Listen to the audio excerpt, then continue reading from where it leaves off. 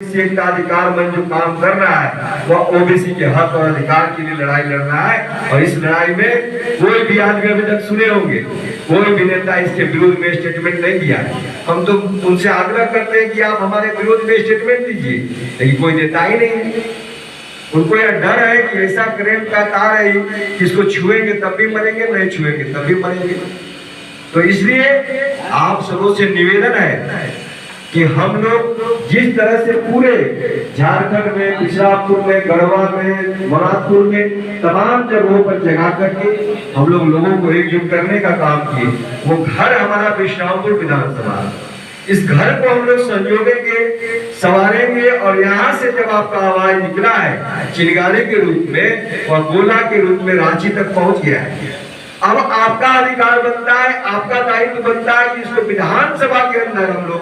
किस तरह से उठाएं, विधानसभा के अंदर अपने हक अधिकार की बातों को कैसे करें। ये दायित्व हम बिशरामपुर विधानसभा क्षेत्र के तमाम ओबीसी के परिवार के लोग हो, चाहे एससी परिवार के लोग हो, चाहे एसटी परिवार के लोग हो, चाहे अगड़े परिवार के लोग हो, सभी का यह दायित्व बनता है कि यहाँ से जब हम धक्का मार करके अपने परिवार को, अपने ओबीसी के लोगों को भेजेंगे बिशरामपुर विधानसभा क्षेत्र से चुन करके, तो वहां से हमारा हक अधिकार को लड़ाई लड़ करके सरकार से लेने का काम करेंगे। उसी के निमित्त हम लोगों ने देखा